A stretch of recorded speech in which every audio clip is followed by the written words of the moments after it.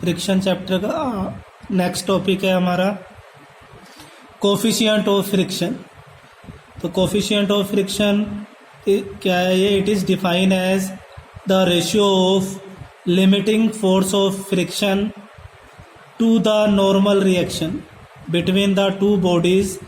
It is a measure of degree of roughness between the surface of contact of two bodies. It is denoted by mu. तो mu क्या है हमारा? Coefficient of friction. ये क्या है? Ratio है किसका? Between the limiting force of friction. Limiting force of friction क्या होता है?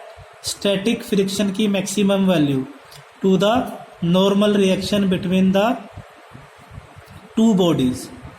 नेक्स्ट है हमारा लिमिटिंग एंगल ऑफ फ्रिक्शन। तो लिमिटिंग एंगल ऑफ फ्रिक्शन कैसे हम कैलकुलेट करते हैं? ये क्या होता है कि ये हमारा जैसा डायग्राम में है, ये हमारा सरफेस है एक बॉडी का, उसके ऊपर एक दूसरी बॉडी रखी हुई है। तो जो अगर ये बॉडी के ऊपर हम इस डायरेक्शन में फोर्स अप्लाई कर रहे हैं तो फोर्स ऑफ फ्रिक्शन हमेशा इसके अपोजिट डायरेक्शन में एक्ट करेगी। F is equal to mu R. Normal reaction हमेशा जिस प्लेन के ऊपर बॉडी रखी होती है उसके परपेंडिकुलर एक्ट करती है, तो नॉर्मल रिएक्शन हमारी होगी आर एन। तो नॉर्मल रिएक्शन और फोर्स ऑफ फ्रिक्शन के बीच में जो ये है हमारा, इसका रिजल्टेंट हो गया इन दोनों का, नॉर्मल रिएक्शन और फोर्स ऑफ फ्रिक्शन का ये रिजल्टेंट हो गया। तो रिजल्टेंट और नॉर्मल रिएक्शन के बीच में जो एंगल बनता है, यहाँ पर हमने फाई दिखा रखा है, उसको हम कहते हैं limiting angle of friction. It may be define as the angle which the resultant, ये हमारा रिजल्टेंट है, of the limiting friction and normal reaction. ये रिजल्टेंट किसका है? लिमिटिंग फ्रिक्शन और नॉर्मल रिएक्शन के बीच का है। Makes with normal reaction. तो जो ये रिजल्टेंट नॉर्मल रिएक्शन के साथ एंगल बना रहा है उसको हम कहते हैं लिमिटिंग एंगल ऑफ फ्रिक्शन। तो अगर इसको कैलकुलेट करना है तो ये एक राइट एंगल ट्रायंगल है। तो यहाँ पर ये हमारा बेस हो गया जिसके ऊपर एंगल बना हुआ है, ये परपेंडिकुलर, ये हाइपोटेन्यूज। तो पाइथागोरस थ्योरम क्या कहती है? पंडित बद्री प्रसाद हर हर बोले, मतलब साइन कोस टेन की वैल्यू हम यहाँ से निकाल सकते हैं। तो परपेंडिकुलर अपॉन बेस क्या होता है? टेन। तो यहाँ पर अगर एंगल क्या फाई है तो टेन फाई क्या हो गया? B C upon O B. और बी सी किसके इक्वल है? ओ ए के इक्वल है। तो यहाँ पर हम वैल्यू डालते हैं। ओ ए की वैल्यू क्या है? एफ। और ओ बी की वैल्यू क्या है? R N. तो लिमिटिंग फोर्स ऑफ फ्रिक्शन और नॉर्मल रिएक्शन के बीच का जो रेशियो होता है उसको हम क्या कहते हैं? कोफिशिएंट ऑफ फ्रिक्शन भी कहते हैं। तो टेन फाई किसके इक्वल हो गया? म्यू के।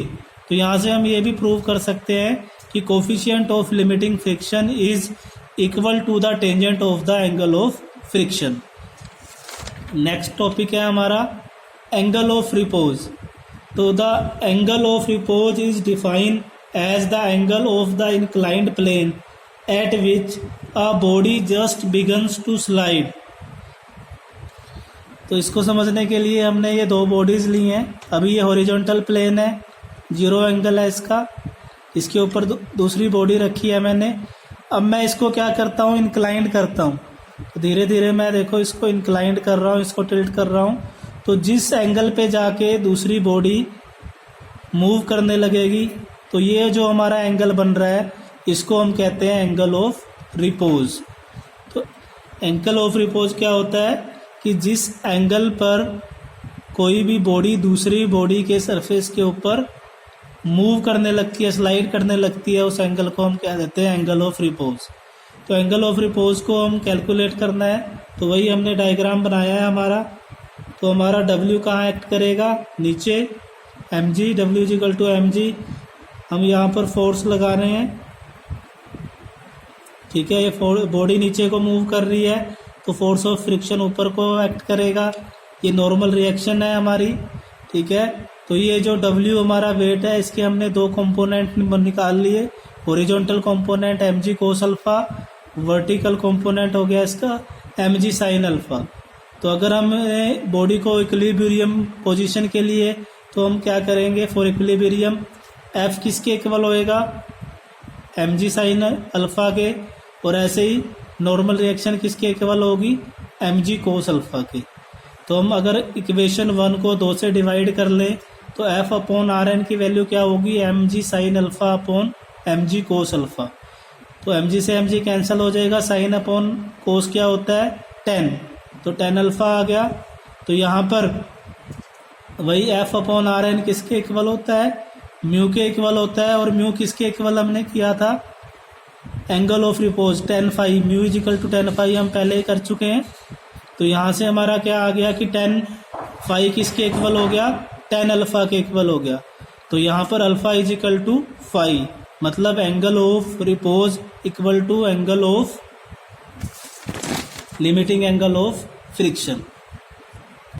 नेक्स्ट कि हमने फ्रिक्शन पढ़ा है कि फ्रिक्शन एक अपोजिंग फोर्स है जो दो सरफेस के कांटेक्ट के बीच में जनरेट होती है जब कोई बॉडी दूसरी बॉडी के ऊपर मूव करती है या मूव करने की कोशिश करती है।